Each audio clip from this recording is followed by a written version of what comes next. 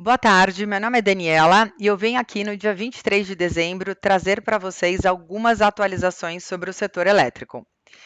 Bom, falando primeiro sobre a perspectiva de chuva aí para os próximos 7 dias, o que eu tenho para dizer para vocês é que vai chover bastante no Brasil do dia 24 ao 30 do 12, segundo a previsão do modelo europeu, ok?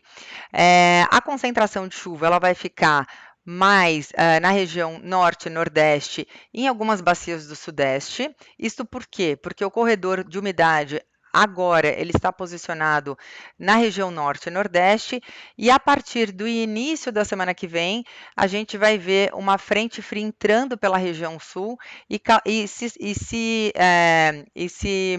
estabilizando aqui em cima da região sudeste, ok? Por isso que teremos aqui acumulados, provavelmente, né, acumulados aí de chuva forte na bacia do Grande, do Tietê, bem como nas bacias do Nordeste, do Norte e até na bacia do Madeira. Próximo slide, a gente traz um retrato aqui do nível dos reservatórios dos 4 submercados que temos no setor, né? Sudeste, Sul, Nordeste e Norte. E a grande mensagem aqui é que os reservatórios estão num nível muito melhor do que estavam no final de 2021. Tá?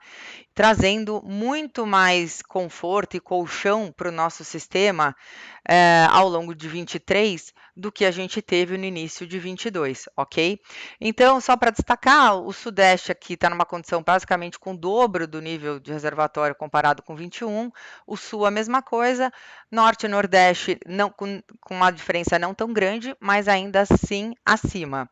Essa condição não é garantia de preço baixo, mas ela ajuda muito a manter o preço baixo, né? Porque ao final a gente está numa dependência muito menor da chuva do que a gente estava no início do ano passado. Mas ainda assim precisamos dela, tá? Porque a gente tem que chegar no final do período úmido e início do período seco com uma condição melhor, ok? Mas já partimos de um ponto bem positivo. Dado essa previsão de chuva, esse nível de reservatório, o mercado segue otimista para o futuro em relação a preços mais baixos, tá? Então, se a gente pegar do segundo semestre de 23 até 2027, todos os produtos tiveram leve queda, né? Então, a gente tem visto isso semanalmente, e essa foi mais uma semana de queda nos preços. Primeiro semestre de 23, como eles estão precificando o piso, e existe uma dúvida em relação ao piso que vai ser, né, para o ano que vem, esses produtos ficaram mais de lado, ok? E só atualizando em relação ao PLD mínimo, a ANEEL ainda não definiu o valor e marcou uma reunião para o dia 29 de dezembro para tratar desse assunto. Então, a gente deve saber isso, esse assunto, o valor do PLD mínimo, logo um pouquinho antes do Réveillon. Falando um pouco aqui das notícias, eu trouxe um destaque aqui para Itaipu, já que a gente tem falado tanto de Itaipu por causa do PLD mínimo, eu trouxe aqui uma notícia que Itaipu fala de queda da tarifa para 2023. E não é para confundir a tarifa de Itaipu, que na verdade ela engloba todos os custos da usina. Então, na verdade, a gente fala tarifa, mas o valor que a gente está se referindo é do custo unitário de serviço, tá? De eletricidade de Itaipu, a gente chama de tarifa. Então, ele está dizendo que esse valor vai cair para o ano que vem. Por quê? Porque além dos custos variáveis que estão na TEL, que a gente vem discutindo, que é a TEL que define o PLD mínimo, e a TEL é a tarifa de energia de otimização, que nada mais é do que o custo variável da usina de Itaipu. Então, além da TEL, além do custo variável, a tarifa de Itaipu que eu falei agora, que é o custo unitário, ele engloba também outros custos, e dentre eles o pagamento da dívida da construção da usina. E a dívida ela vai ser totalmente amortizada em abril de 23. Daí essa queda. Achei que era interessante trazer, porque a gente tem discutido muito esses valores de Itaipu, não necessariamente a tarifa, mas a TEL, mas achei legal trazer para vocês. As próximas duas notícias falam, uma é sobre o governo atual, outra sobre o relatório de transição. Basicamente, a primeira notícia sobre o governo atual, a gente tem o ministro atual, que é o Saxida, destacando o foco que ele deu para o consumidor durante a gestão dele.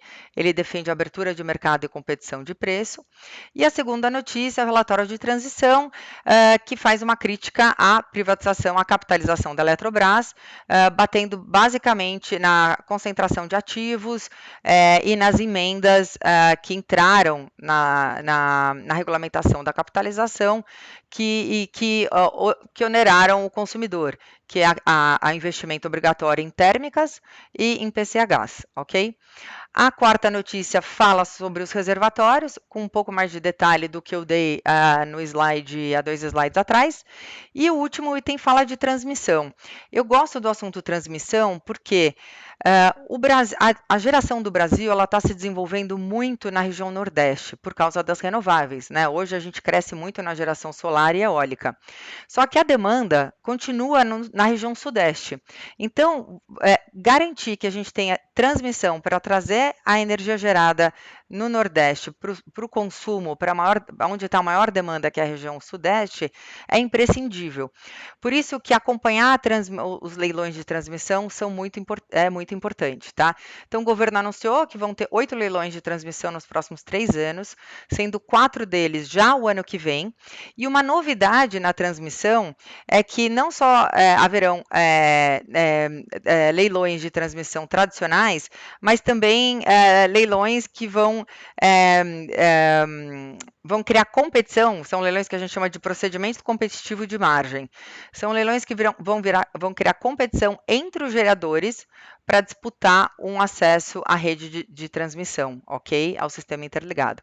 Vale a pena acompanhar, coloquei uma notícia aqui. PLD mínimo, como eu falei, dia 29 deve ser a definição. Transição de governo, a gente tem que continuar acompanhando, tem 2 notícias aqui. E o PL 2703, que é aquele que trata, entre outras coisas, da extensão da regra de GD para julho, né, de janeiro para julho. Eu só queria, só para não deixar esse assunto solto, o PL foi aprovado na Câmara, mas ele não foi aprovado no Senado ainda. Toda vez ele sai da pauta, existe uma pressão muito grande de diversos agentes para que ele não seja aprovado. Então, vamos acompanhar, porque isso impacta a GD, impacta tudo, ok? Então, é isso. Feliz Natal, boas festas. Espero que vocês tenham um excelente final de semana e a gente volta a falar na semana que vem, ok? Obrigada pela atenção. Tchau, tchau.